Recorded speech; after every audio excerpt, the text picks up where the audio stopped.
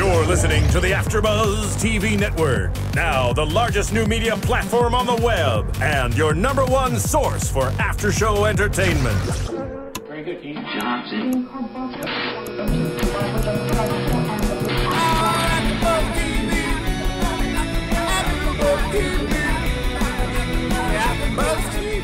From the AfterBuzz Studios in Los Angeles, California, presented by Maria Menounos and Bing.com, and streaming live thanks to Akamai Technologies, this is AfterBuzz TV's Shameless After Show. We'll break down tonight's episode and get you all the latest news and gossip.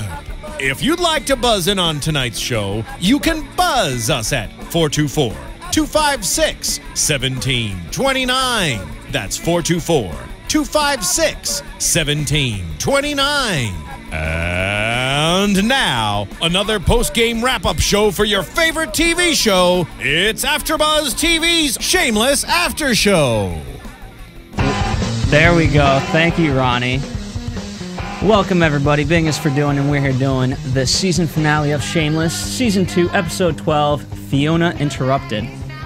I'm not sure I understand the title quite 100%, but we'll talk about that. Is it like Girl Interrupted? Yes. Yeah, but I didn't get it. Normally, a lot of the things make sense. Well, we'll talk about it. Before we talk about anything, though, allow me to introduce all of us. I am Phil Svitek. Next to me, returning once again, is Tom DeTrinis. And across from Tom is Dorinda Barker. And next to Dorinda, Spicy Mario in the building. And in the booth, we have Ronnie Jr., what's up? I didn't know if you were going to go to her or me. I know. Well, we're saving the best for last. We couldn't go either. We weren't sure it was going to be. She excites all of us, clearly. And over on the guest couch, we have our very special guest, Laura Wiggins, a.k.a. Karen. Dun, dun, dun. We talk about you every single episode. We do. You are Yes, a we hot have a lot topic, to girl. talk about. Especially this season. Terrible things, I hope, about Karen. It's a love-hate relationship with your character. Yes. I mean, we've had a few other people from the cast come, and they've always said Laura is so not her character. And from just meeting you for the brief short time we've already spent together, you are so not like Karen. And thank God. Thank God. Who knows where we would be? I know. If I really was Karen in Hollywood, it would be the end of the town. Yeah, it would be over. Oh yeah. Yes. So we're gonna talk with Laura in depth after our commercial break. But in the meantime, Laura will get to talk about all things Shameless and this episode in particular as we dissect it. So why don't we go ahead and start with Frank and Monica? All I can say is love, love, love. I know you... Love? Yes, love. I'm sorry. I know you hate Frank and you just have a vendetta against him, but he is so vulnerable when it comes to Monica. He will do anything and he puts his heart on the table. And he, in this episode, really went above and beyond once again in order to get his wife Once back. again? Yes. At least don't say once again. I mean, he does the most. He's so extra. Frank is just so crazy. No, but well, that's all we expect I will from say him. you are right in that regard that at least he's doing something nice because, again, we had a big argument last time of the fact that he didn't do anything. He just walked out as soon as Monica went to the ground. And so at least he's redeeming himself in that regard. Yeah, I think it was too much for him to handle, but I think that he's trying to. I think the No, ladies, you hit it on the money. the listeners wouldn't be able to see, but the two over there just like, oh, We're nodding in there it is. approval over here. Yes, I mean, I think that I just their relationship is kind of sweet at times, as annoying as Frank can be, and as how much we really were so happy with that final moment when he was hit in the head with a frying pan. I think everyone in the world was like, yes. Well, Shameless fans anyway. But I think that him trying to get her out was a sweet thing, even though she probably would have been best if she stayed in. I love the aspect of him, pursuing Monica. I was talking to Tom immediately. I was like, I love this aspect about season number 2. It does show the great side of him. I mean, but in a bad way, Phil, I do get what you say. He walks out when she's, in pain. Yeah, that's not good. But I love to see the way Frank handles it. Well, let's also not forget he left Karen's mom, Sheila. Well, when you look at addicts and codependency, that's a classic symptom of wanting to bail somebody out just to make them happy, even if it's not the right thing. So they both enable each other. And one of the things every table read we talk about is that Frank is a smart guy. He didn't grow up, you know, and he was probably is about as smart as Lip is. Oh, I could see yeah, that. I can see that too. But now he's an alcoholic, and because he can spit history, like, I mean, a lot of it are lies, but he sounds educated. He can do a great sales pitch. exactly. I think he's a great conspiracy theorist, if you Yes. ask me. Once upon a time, he may have been Lip. Not anymore. Yes, now I think he's the way alcohol down has soaked his Definitely. brain. Yeah, and everything probably. else he's done. Well, you know, he for lack of a better term, uses superpowers for evil. Yeah, Right. He is a very intelligent guy, but it's to his own selfishness. Yes. You know what I mean? You hit it on the Right. money. I Right. totally love what you just said right now. And, you know, I will agree with Spicy on this one. The only time he's not selfish is with Monica, especially this episode. And well, in Yes. a sense, could we not see it as, once again, him doing something wrong? Because he was kind of, again, being selfish because he's doing something for himself, for his own gratification, as opposed to what's really the healthiest for her. And so he's taking someone who is mentally ill out of a place that can bring her or make her healthy again, and he's using his child in order to coerce her to come out. Yes, I did not like that at all. And it's sad that Debbie had to be the brunt of that. She witnesses every tragedy. She is just so impressionable. She is very, very impressionable, and it really upset me that she was included. I was like, ugh.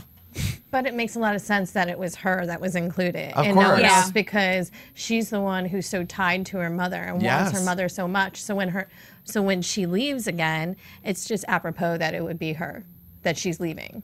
And it just keeps, because that was the last time when she left the family. I went into a K-hole for a minute because I was so sad remembering that image of And I her feel driving like- away. I feel like that got put in there to show kind of what a young Fiona would have felt like Yes. growing up with her. Right. When Fiona used to be, because in the season 2, Fiona was constantly very emotional towards her mother. She tries to be on this level ground, but she Right. always gets upset with her to the point of tears. That's true. So it's all these bad memories, and you can't help but think that's exactly what's going to happen to Debbie and her huge heart that wants to give to UNICEF. Because she just and- wants to love. She wants to be loved. Which is great. I just, so, But as long when as you she doesn't see- get with that little whatever When that you see your fee is. father We've giving talked about pills that. in order to sneak into a hospital Right. facility, you don't really have good examples being set for you. Yeah, and the thing about Debbie, too, is that she wants to believe, and we've talked about this before, she wants to believe in the good in everybody. Yeah. Like, I think she wears her life in rose-colored glasses. So everything she wants to believe in the best in everybody, and she's not looking at what's really happening. Right. She's almost disillusioned Right. in its own agree. way. Well, But, I mean, is it, you know, the line that Monica says at the end, you know, you're better off without me. We know that in our heart of hearts, that's probably true. I believe it. I think it's true. I think they're better off without her. She's a loose cannon, and until she can get herself better, it might be true. but she was trying to get herself She better. was, and- But was she really trying to get herself better, or was she just trying to stay with her lesbian lover? You know, that was kind of I was really interested to think about that, because I was at first when you have that scene, but I don't think she could have lied through that moment where she's like, I have to stay and get better. That wasn't a lying moment. That was some serious business happening right And you there already for her. and you make the choice anyway. You know what I mean?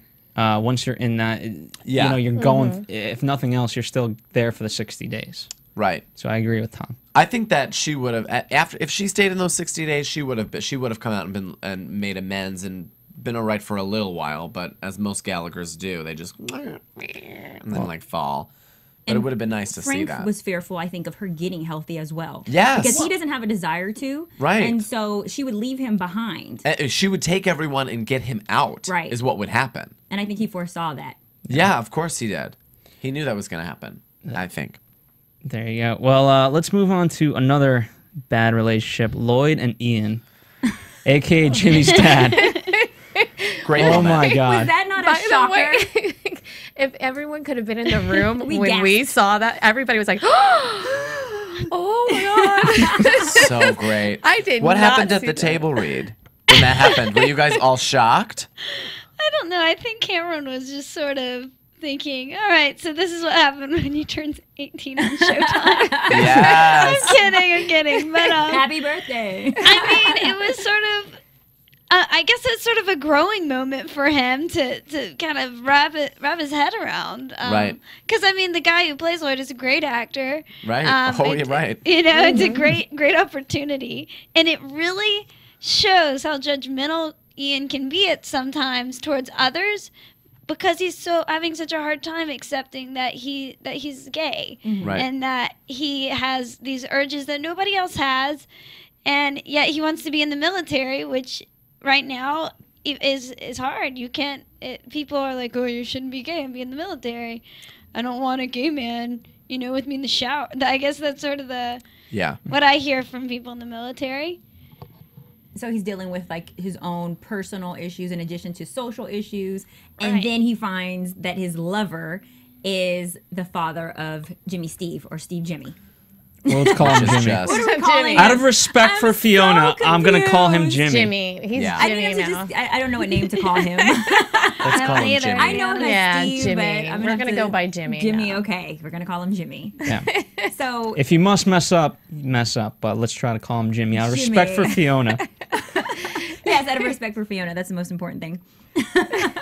So they're at the dinner table, and we see, like you said, we had this huge gasp. We see that this was his lover, who they let us know previous episode he's very successful. He's having obviously an affair with Ian, and then it's Jimmy's father, and Ian doesn't know whether he should tell Fiona or not. That's a pretty tough situation. I don't know what I would do. I think he should have told him. Yeah, well, Fiona. I think he's trying to tell her, and every moment he's trying to tell her, something happens.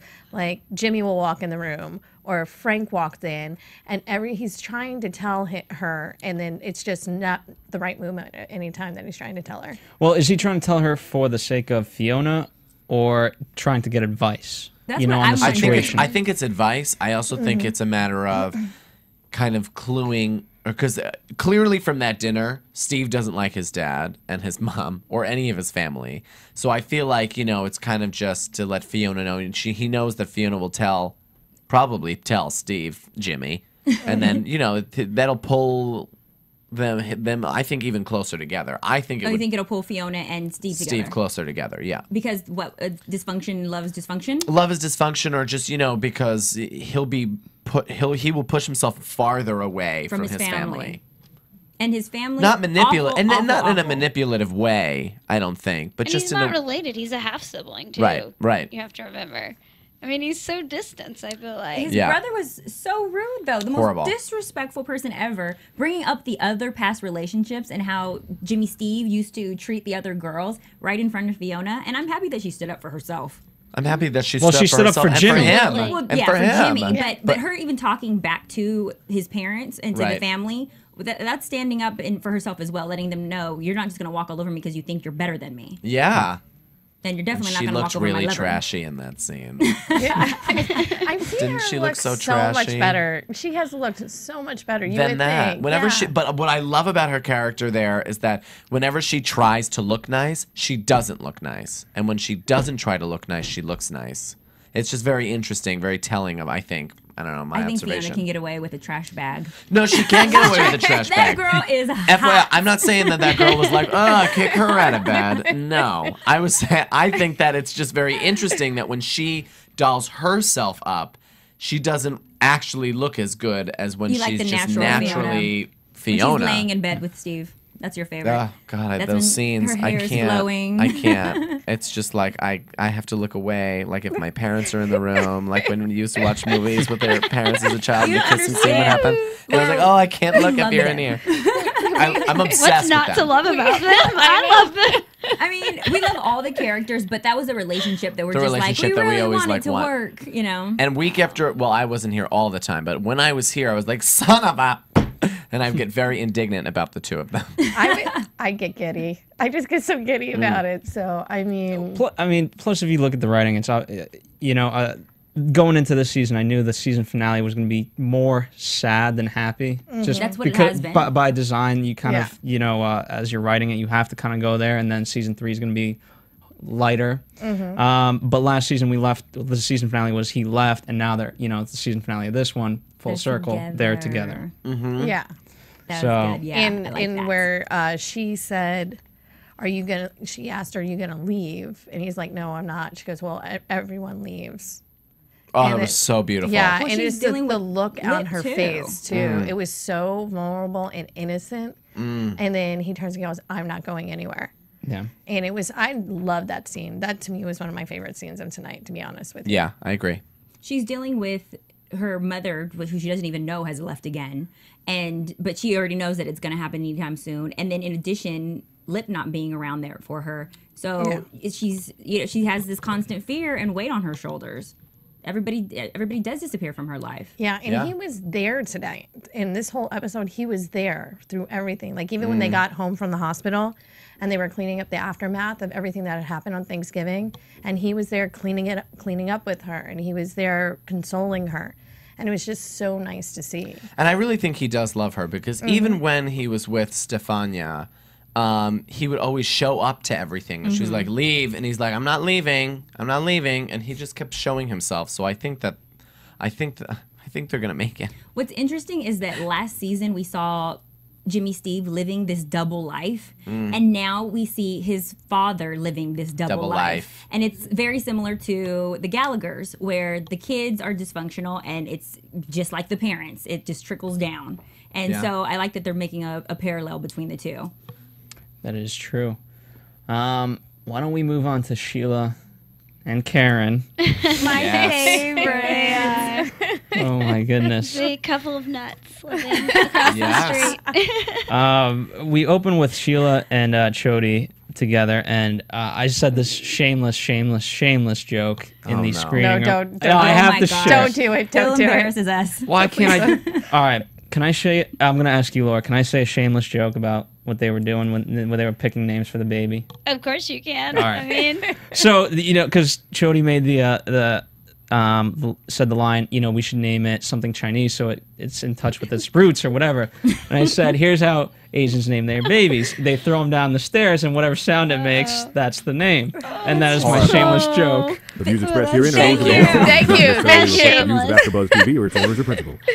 Our fans at home, that is strictly a quote from Phil. It has nothing That to is do a with joke that I got from the internet. All right? The internet is a racy place. Very much so. But again, just their interactions together is very, very funny, and shows how much they actually do care about the baby. And initially, when the police goes by, I love how their first thought is it's after us. Yes. Yes. You know? I love them together, though. I know. I kind of like their little relationship that's blossoming. It And is. it's so dysfunctional. It's very dysfunctional, once again, but it's kind of sweet. Yeah. I think they really like each other. I know, it's really funny because they're both a little kooky and they both have the same kind of kookiness about Yes. them. It's a They're little a bit little off. naivete. Do you think? oh, absolutely. What they've got is that Chody is just compassionate towards everything, to the fact that he will never just forsake somebody in need. He can't do it.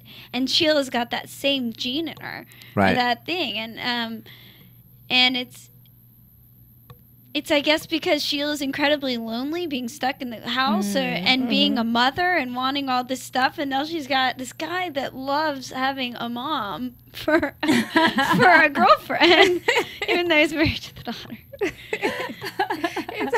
Granted, I kicked him out, or Karen kicked him And I out. love that your character is Yes. so cool with them being together. Like, Yeah, you don't care more care. about the baby, her getting rid of the baby, than you do their relationship and the affair that he's having. Right. There is something deep, dark, and disturbing about Karen where she can just let that go. Well, I think it's very interesting because everybody has felt that she's just let this baby go. When I was preparing the role, I really felt like it was more Karen is traumatized by her parents where she lives, and she honestly thinks giving the baby to a different family is better. But she can't say that she cares about the kid because she'll be stuck with it. And everybody wants her to keep this baby. How can she take care of the baby? So she just does what she always does and cuts everybody out of her life and out of the decision. I think that's great. I mean, I think that's really, because there's those moments that you did so wonderfully where you can see in your face where you're looking away from the baby, because you know if you look at that baby, it's gonna all be over for you. and you're going to want to keep it. And so you were always looking away whenever the baby was around so that you wouldn't connect with the child and want to keep it. Or even the part with the dryer, because she goes to go to the dryer and then she stops and she goes, "No, you go get the baby." Right. No, yeah, she doesn't want to touch it. No, yeah, because if you did, it would be over.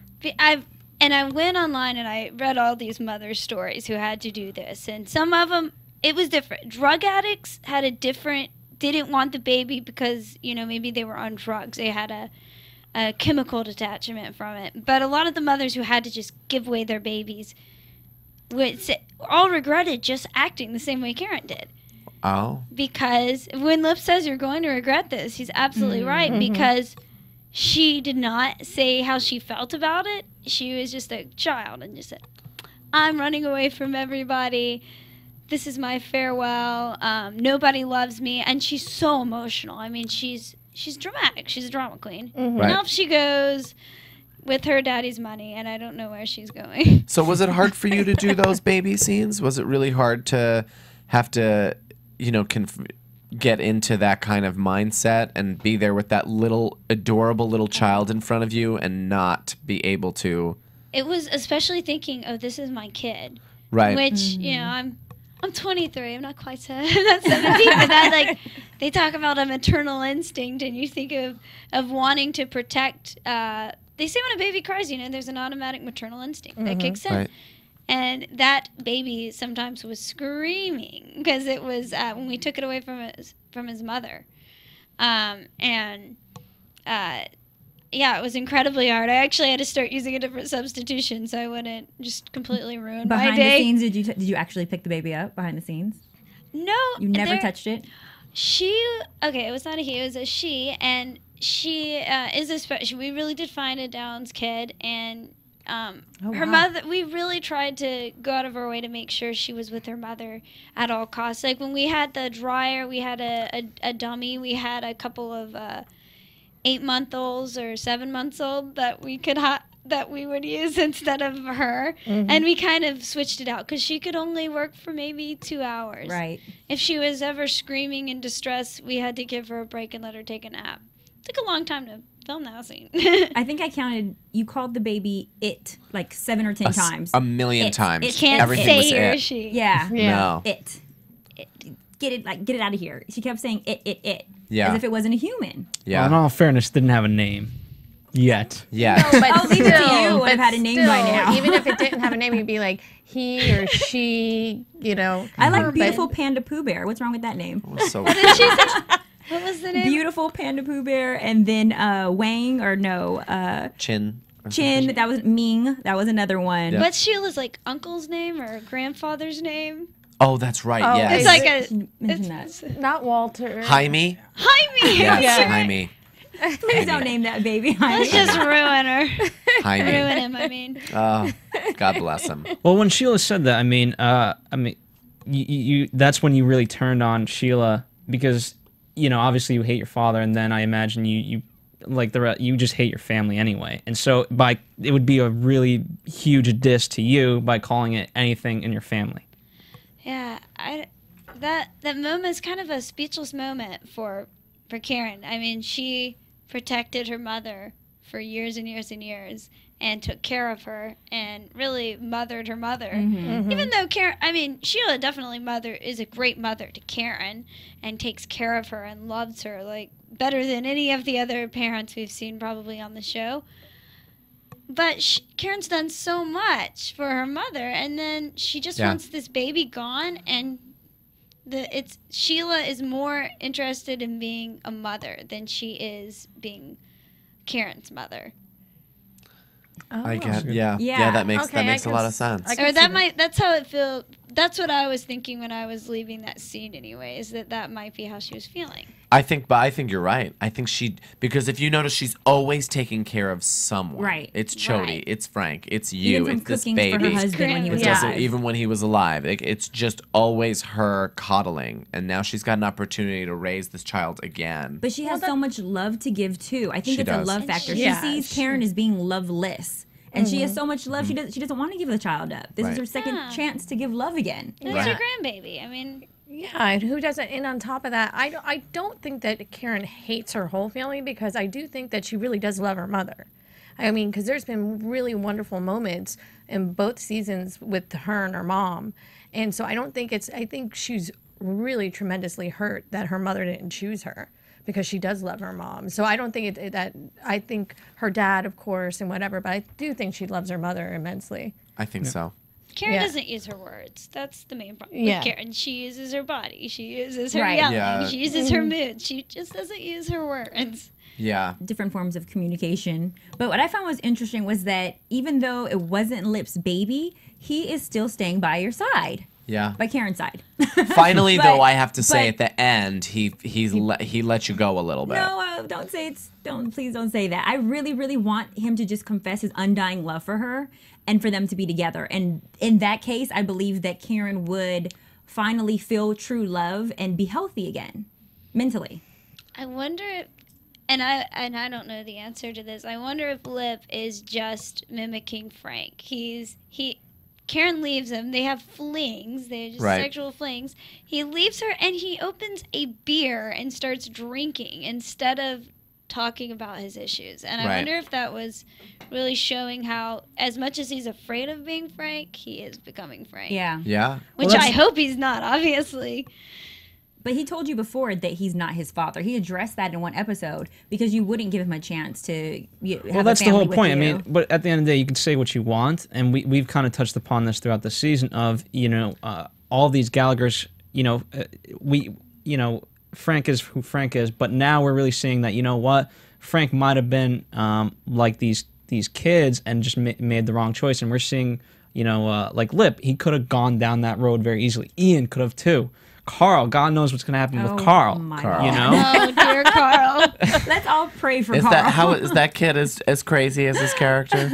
He's starting to get a little out of line there. Is he? He's getting to a point where we've had to break the triggers on our airsoft guns, because obviously Warner Brothers doesn't want a 12-year-old who will bring his own airsoft pellets or whatever those are. What is So he we doing we break the triggers on any guns he has, so he can't bring any any fake. Oh my all the guns gosh. are fake, but he'll bring fake ammunition. He was so crazy. That is Yeah, that hilarious. makes So he sense. is a little like Makes his sense. character. I could tell. He was like one of those kids in elementary school. You were just like, Maybe he's just method acting. But he's darling. He Yeah. is darling. Yeah, but kids like that either go one way or the other way. They either become like entrepreneurs and run the country, or they're in jail. Or that I think, unfortunately, the latter for him. I Yeah. want to think. I want to He's think. a future Joe Biden, okay? Yeah, there you go. There you go. Optimism from the couch. But to bring it back to Sheila and Karen, I wanted to ask you about you and Joan. How much do you guys talk ahead of time? How much do you guys rehearse, especially for scenes where you're confronting each other to this degree? We always run lines in hair and makeup.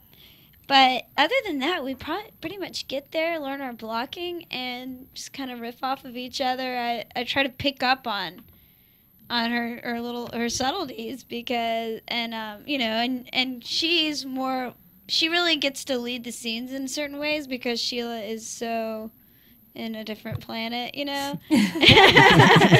all understand what you're talking Yeah. about. in a great other planet. Like I wish we were living there. I wanna be there every day in that planet. And it's without drugs either. So Yeah. unlike Frank. Is it without drugs?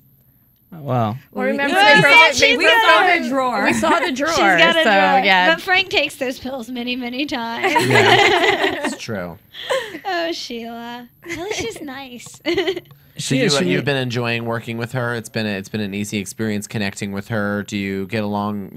Do you have just normal conversations outside of set so that it kind of like builds up the relationship a little bit, or is it kind of just like okay, hi Joan, and you kind of move on? We are great friends, and she has been a good mentor. Same as Bill is on the show, and Emmy. I mean, the reason why the cast is as professional and comes to work and is able to dig as deeply into these characters is because those are the people that we work with.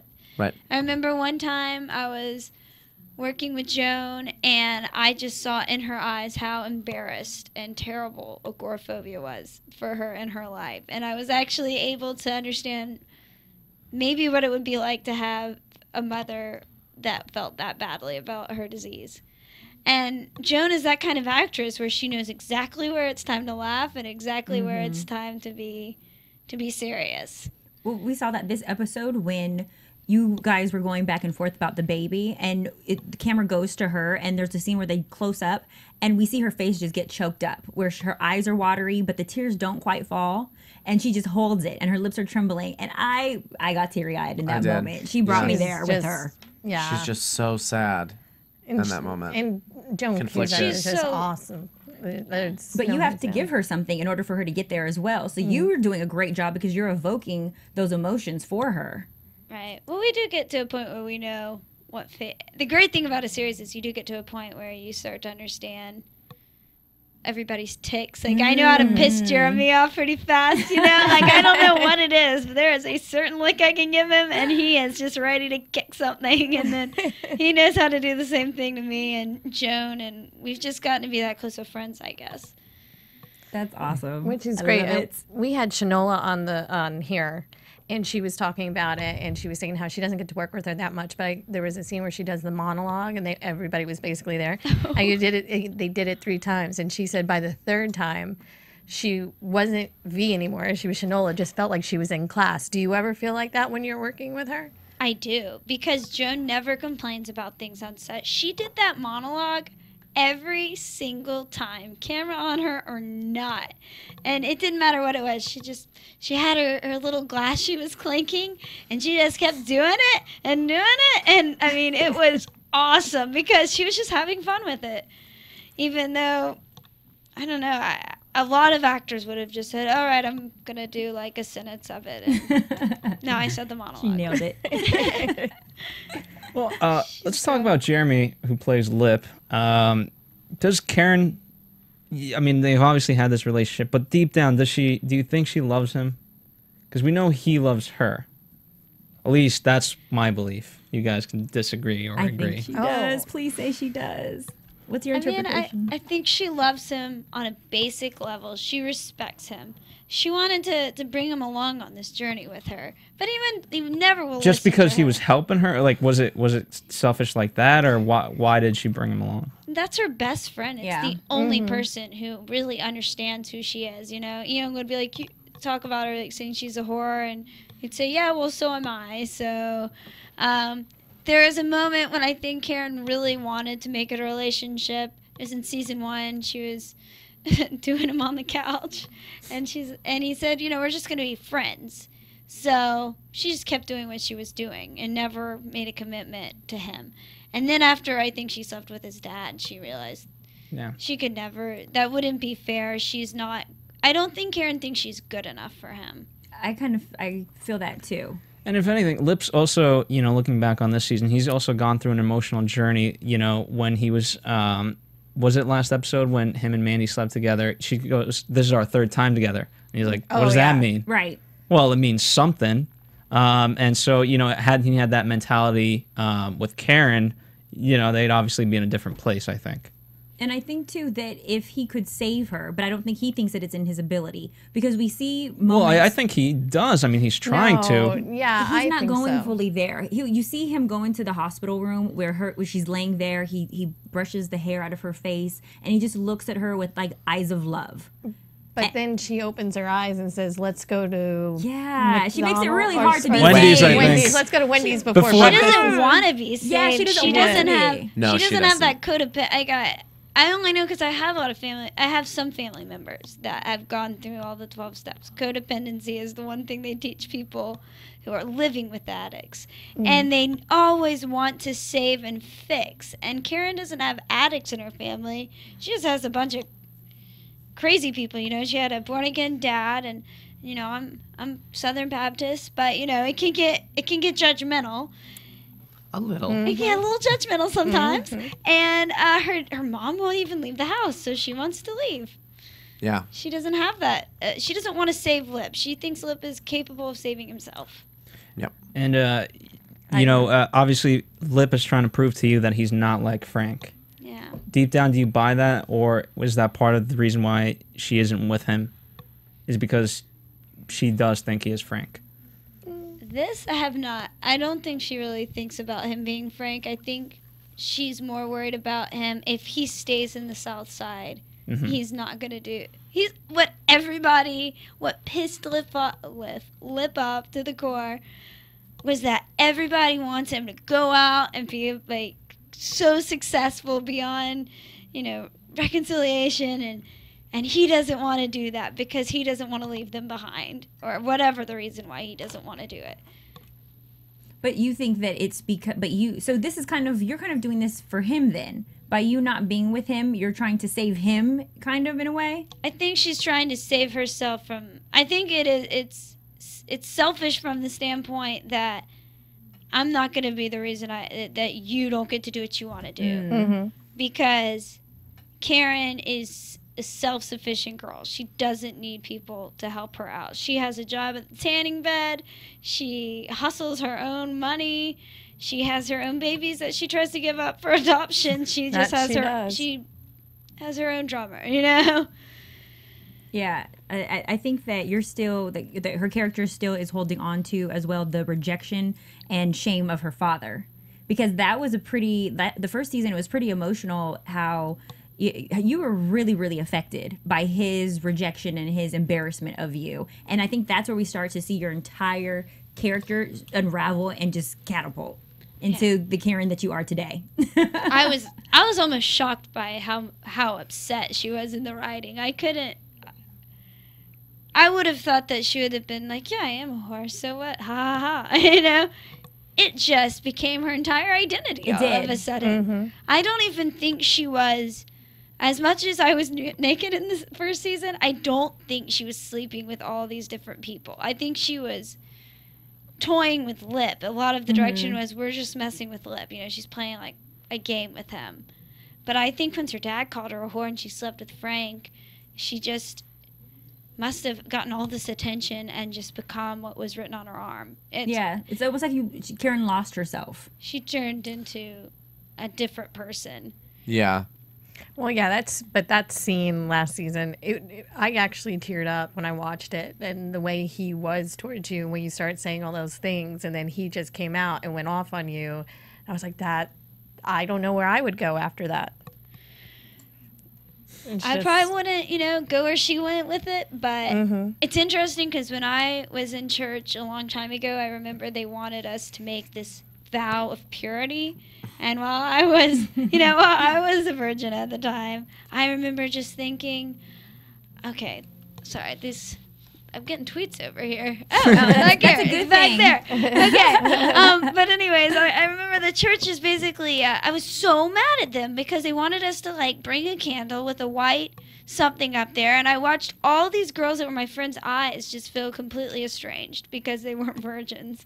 And now all of a sudden this nice community has kind of butted them out in a way when they're trying to find something safe for once. It was really interesting. And for a long time, I was out of the church. So you were able to bring that into your character a little bit. Definitely. I could definitely feel how angry you would be if you had trusted somebody, and then all of a sudden, that childhood, I trust you, parents and adults are good people, it went to adults can be really terrible and don't trust them. Yeah. Definitely. I've noticed, too, your character also was a major part this season. I mean, I feel like a lot of the show revolved around you this season. Because the dynamic with you and Lip, they really developed that relationship. They did. And I kind of fell in love with you guys because it was a love-hate relationship, and you guys had to battle back and forth. But at the same time, there's this feeling of, I feel like you did love him. I felt like there is more to you guys. And Fiona and Steve are a favorite. But that's my other favorite relationship. I'm sorry. I was hoping that he would get a job and take care of you and your, the family. That was the intention, We wanted. I want people to like Lip and Karen. I don't think that they're completely toxic, but right now they're just. Yeah, and I also do think that Karen knows that Lip would always protect her and always be there for her. And that was the thing when she was pregnant. And then she was like, well, you can get money. And then she had that consideration of like, oh, maybe I'll keep this if he's going to make money. And then he'll protect me. And that's what I like about that relationship, because you always know with him, he'll always protect you. Even in that scene where he walked into the hospital room and like brushed your hair. It was... I love that scene. Yeah, it's a great scene. It was. Any last thoughts just about the episode? Because, you know, I want to also make sure that we talk about Laura and other things that she's doing besides the show. Just real quick, why don't we do like overall thoughts on the season finale / the season and keep it brief? Let's start with Dorinda. Well, as far as like to compare, I'm going to compare the two for just a second. This season really went much deeper than last season, where I guess last season was more of an introduction. And this season, really, there were some moments where we were all together watching it, and just, you know, I was tearing up, or you were, you know, getting emotional, and it was right there with you. And the writing and everything about this season was so great, and they made the characters, there was so much more depth to them, and you felt more for him this season than you did last season, and you felt like you were taking the journey with him. Yeah. And that's what I mean, that's what I have to say about this season. I just love this season. It made me fall in love with this show even more than I did last season. I didn't think that was possible. Spicy. Well, just to add to that as well, they incorporated a lot of new characters and developed them more, because we got a little hint of Monica before, but we really got to dive into her life and what she means to the kids this time. In addition to Grammy, that was a great part of the season as well. And for us to finally understand Frank by being able to see his mother, and then also the dynamics of Karen and Jody, and then Jody being with Sheila. So I feel like a lot of characters were really developed this season, and I love that. And I really did love the season finale. It didn't have a big bang. It had more of an emotional bang. And it was very dramatic this season, as opposed to last season was kind of craziness going on. This was more shadiness going on, but it was so good. Tom? I'm off of that as well. I think this was a season where I even noticed some of my own family kind of like, there was a lot of relatability here. I saw that too. There was a lot. You saw a lot of my own family dysfunction there. We all have dysfunction, right? I mean, it was just. I think there was a lot of. The first season was crazy, and don't get me wrong, a lot of what happened this season was crazy, but I think there was a lot of moments where you really felt. It really got to that family core of you, where you just sat there and you just honestly were like, ugh, or just were so happy. The roller coaster ride was very, very personal for each and every viewer, and I think that was to sum up this season. Laura, what's your take on this season? We had a blast filming it. We had a great time, you know, putting the gator sweat on and getting to play a summer season. I think we're going back to the winter next season. I think Grammy was probably one of the best things that we could have brought to the season. Yeah. Here's what I will say about it. You guys started off in the summer, because the summer is supposed to be fun and very light, and you guys went to pretty much, you know, Thanksgiving / the winter, and we see, you know, the snow finally falling. So, you know, winter, the symbolism there, you know, death and sadness. So that was the journey of this season. Okay. And on that note, Ronnie, take us to a commercial. AfterBuzz TV. You, a lazy, angry loner whose only joy was watching TV and surfing the net. And, like you, after I'd see one of my favorite TV shows, I'd be so excited and have so many questions that I'd actually have to talk to my douchebag coworkers about it at the water cooler. Then I discovered AfterBuzzTV.com. AfterBuzz TV produces after-show webcasts and podcasts for TV series of all kinds, like post-game wrap-up shows for all your favorite TV shows. AfterBuzz TV hosts are industry insiders who break down episodes of shows, take calls from fans, and interview cast and crew from each series, with over 60 different after shows, from Boardwalk Empire to American Idol to Vampire Diaries to Real Housewives, and more. Now, after a night of TV, I can ignore my stupid coworkers, who I hate, and go straight to my desk and watch or listen to all my favorite AfterBuzz TV after shows, and have all the TV fan interaction I need. Thank you, AfterBuzz TV. AfterBuzz TV. What do you want to buzz about?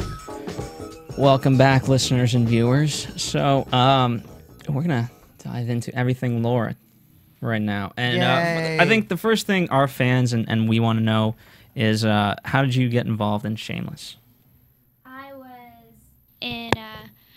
I was in junior college, and I was doing the struggling acting thing, and I got this audition for a girl giving a blowjob under a table to a gay guy and a straight guy, and I thought at first, absolutely not gonna do this. This is ridiculous. But I saw that Bill was attached, and if you see William H. Macy and Showtime and John Wells, you don't just say, I'm not doing it. Then I got the flu. So I show up to this audition with the freaking swine flu and a ridiculous script, and I just put my head in my hands as we read the scene when it was time to do the blowjob, because I was not shameless. I did not understand Shameless. I was very shameful, and John Levy just thought that was awesome. So I think that the playing against my normal personality worked really well for Karen. Otherwise, you just hate her, and there'd be nothing to her. She'd just be a mean girl. Yeah, and what I like about you, and you said this earlier, is you really found the good in Karen and try to justify, is we're all pretty judgmental of that, but that, no, at the end of the day, you never yourself think you're an evil person, No. And I think like you that. do. I think you do a really good job of that, because although some really hard things happen that hard for us to swallow, that Karen says or does, at the same time there's an innocence about it all where we have to be like, well, she just doesn't know better, And sometimes we don't blame her because of the things that she was affected by. We're like, Right. she's acting out, because acting this was out. done to her. We've said that a million times. She's acting out because of the dad, because Right. of the whatever. But there was a stretch of a few episodes where you were actually on a good roll, where you were like really taking care of your mom, and when she was making the fish in the bathtub and all of that stuff. I mean, like, there were those moments where you were like, oh, she's just, she really cares for her mother. She has a heart. And then you went to Crazyville at the end of this season. It was a huge transition, because we saw you getting with Jody and kind of holding on to your sex, or what would be called? Abstinent, sorry. Yeah, You're being yes. abstinent. We see that you met him in a sex addiction rehab place, and we thought that you were actually going to turn your life around. And then you just started acting out, like you said. Then you have preggers. Preggers. There you go. I think she goes back down on the downfall when it is confirmed her daddy's dead.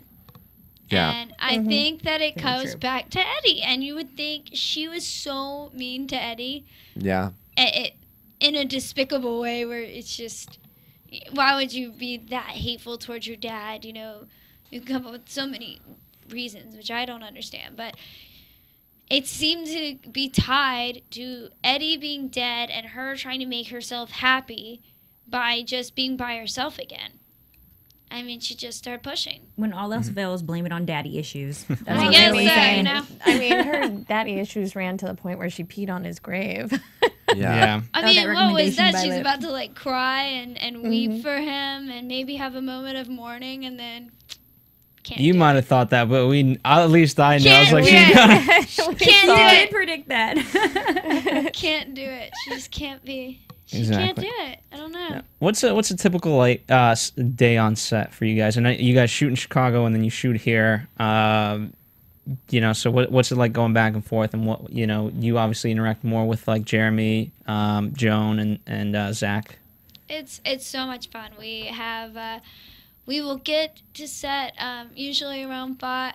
Me and Joan will be there about 5:30 or 6 in the morning to get our hair and makeup done, because we're the girls, so we come in like 30 minutes before Jeremy and the guys come in.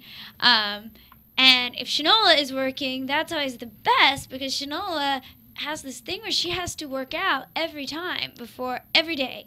So if she has to be set at 5:30, she will be up at 4:30. She mentioned that. Yeah, she said that. When she her gets body is rocking. it is. I wish I had the discipline.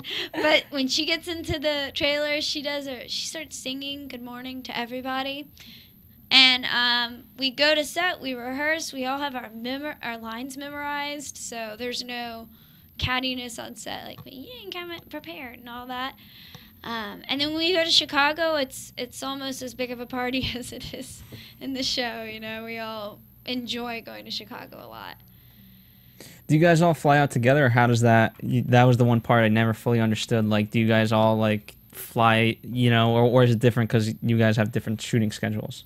We try to, because John actually sometimes is the producer of the show. Will be on the airplane with us sometimes, and we'll take up all of our first class. It's like the only time I get to ride first class, so absolutely dig it. I think I'm awesome. And Emmy has all of her magazines, so we can look through all the magazines, and we just sit in a giant circle pretty much waiting on the plane, and we can be a little bit louder. Usually when we get on the airplane, we quiet down, but it's fun. Yeah.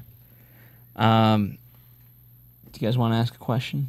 I certainly have more, but I don't want. So you grew up in Georgia. Athens, Georgia. Lovely. And so when did you move out here? I moved out here when I was 18, about to be 19. And you've been kind of like pursuing, just auditioning and everything ever since. Yes, exactly. What sparked the dream? When I was in 3rd grade, I did. This is actually kind of funny because I played an evil stepsister in 3rd grade, and I just thought it was so fun, so fun to boss around Cinderella, and I just had a thing about it. When I was in 8th grade, I got to audition for Broadway, and I made it to the final 3, and then I didn't get it, and I just thought, I don't mind auditioning. I wanted to just keep trying, so I moved out to LA. I tried to go to college, but then Shameless came and here you are. Still doing it. Okay, I gotta know, how the heck does your mom explain to her friends your role? Like, what does she say, or how does she explain what her daughter does for a living on the Shame Show list? She's very supportive. She's really happy that I found something that I really love, but when she explains it, she usually just says, "My daughter is nothing like that character. She's a really good actress." And and I told her when, I don't know, she's so sweet about it. She had a hard time with it first. The nudity was very hard for her, but I was gonna ask, is there anybody who, parents or friends or family who actually can't watch the show just because it is kind of some difficult subject matter, or just different to see you in certain positions? You've had some hard scenes to do. My family does not watch the show anymore. After you had Daddy sex with Frank. Mm-hmm. Yeah, that was the After hardest Daddy for Frank, us to digest. My dad was trying to watch it, and he just ended up not doing it. Now, they watched a lot of the scenes and a lot of the episodes of Karen selling the baby, because obviously I had a big old pregnant suit on, so want any love shots there. And it was just sort of her acting like a brat, and my dad loves to crack jokes about me acting like a brat selling the baby. Right. Do you have any siblings? I have one older brother, and he still lives in Georgia. How often does your family visit, or get to visit rather? How often do you get to see them? Well, my mom has been in town for the past 2 months, actually. I got this weird illness called botulism. It's like a foodborne illness. Yeah, so how did you, if I can I ask how you got it? Because it's usually from like canned goods. We were talking about this beforehand. We were talking. It was wild. There is only like 150 or something cases of this a year.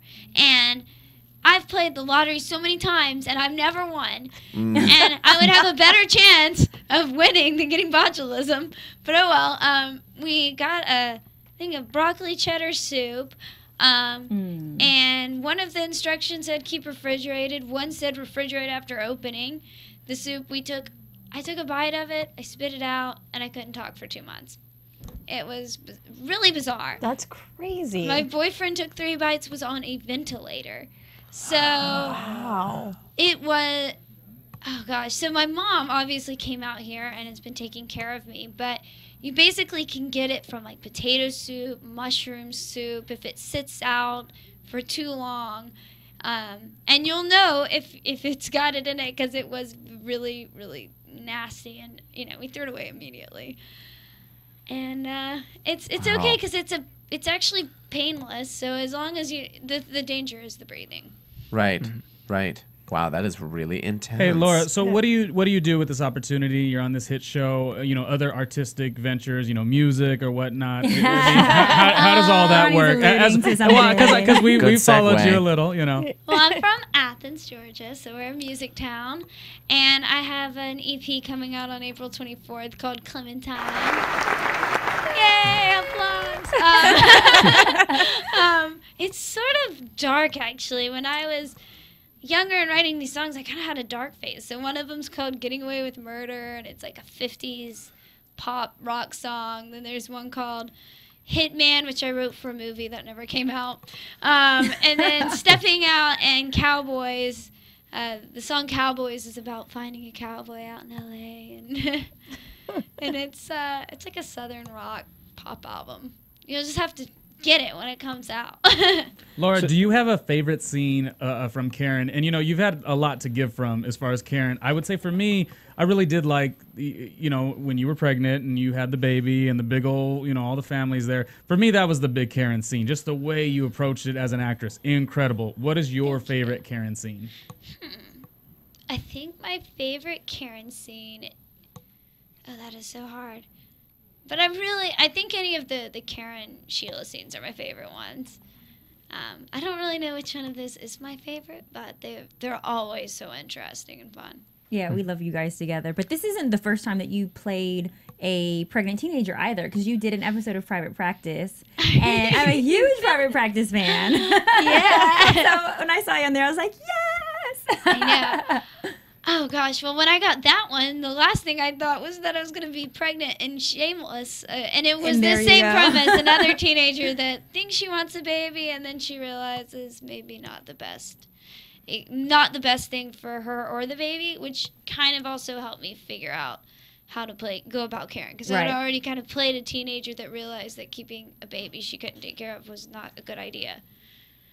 But I was really, really just so happy, even though we did deal with abortion, that they didn't make Karen get an abortion, because she would just be irredeemable at that that's point. what I think we thought that she was going to do at first, too. I think you're right. She would have been a little irredeemable if they were like, nah, we're gonna abort this baby, because then it's just like, oh gosh, she really just doesn't. She's just like giving it up. Well, the coldest scene this season was when Lip told you to abort it. I felt like that was the hardest thing right there. That was hard. Because you really just had to take a huge pill and swallow it right then and there, because you wanted, I think, in that moment for him to admit to you that he really cares about you. So I actually have a question. What else do you have coming up? Like any other movies? Or in terms of the performance, you got the EP coming out. Are you doing performances? I am doing a residency at Bar Lubitsch it is in West Hollywood. I believe it's on Melrose. Oh, I have to look it up. It's like Santa Monica. Santa Monica. Santa Monica. You guys know. Yes. See, It's a vodka and I'm bar. doing the first Monday of every month. So I've never done a residency, but I'm ready to try it out. So it should be an interesting journey. That's going to be very fun. And if the fans want to be able to find you, where should they go? What's your Twitter? What's your Facebook? Website? Anything you want to plug? I've got my Twitter account, and it's at Laura Slade 11, the number 11. Slade is my middle name, and I'm Southern, so I have a double name, Laura Slade. And that is me. And it's number 11 because I'm number 11 on the call sheet. So you're shameless. Very cute. We're going to be tweeting at you. We're going to tweet you this episode, and you're going to retweet it and tell everybody that you have been one of our favorite characters on the show, and we want to definitely have you back. So we're going to be we'll be in communication via Twitter. Well, with I you love as well. you guys are. I mean, one of the successes of the show is that you guys are so close on set. You know what I mean? So I've never heard any of the cast members say anything bad about anyone else. Good. They dare not. They dare not. That's right. Well, that wraps up this season of Shameless, season 2. We'll see you for season 3. Yeah. Thank wow. God. It's crazy. Or will you? We will. I'm just kidding. Oh, come on. If we don't, trust me, there will be a protest in order. You and Frank are like the antagonists on the show, so we need you guys. That's right. Where can they find you, Dorinda? Let's go down the line real quick. At Lula Cherry Films. That's my Twitter handle. Okay. And my Twitter is spicy_Mari, spicy_MARI. And mine is TEEDETEEE, TDT. TDT. Nice. I laugh every time you say it. And you can find me on other shows here at AfterBuzz TV, and certainly for season 3 on Shameless. Mark those words, Laura. Mark those words. Take us out of here, Ronnie. From Bing.com, Kevin Undergaro, Phil Svitek, and the entire AfterBuzz TV staff, we would like to thank you for listening to the AfterBuzz TV network. To watch or listen to other after shows and post comments or questions, be sure to visit AfterBuzzTV.com. I'm Sir Richard Wentworth, and this has been a presentation of AfterBuzz TV. Buzz you later. The views expressed herein are those of the hosts only and do not necessarily reflect the views of AfterBuzz TV or its owners or principals.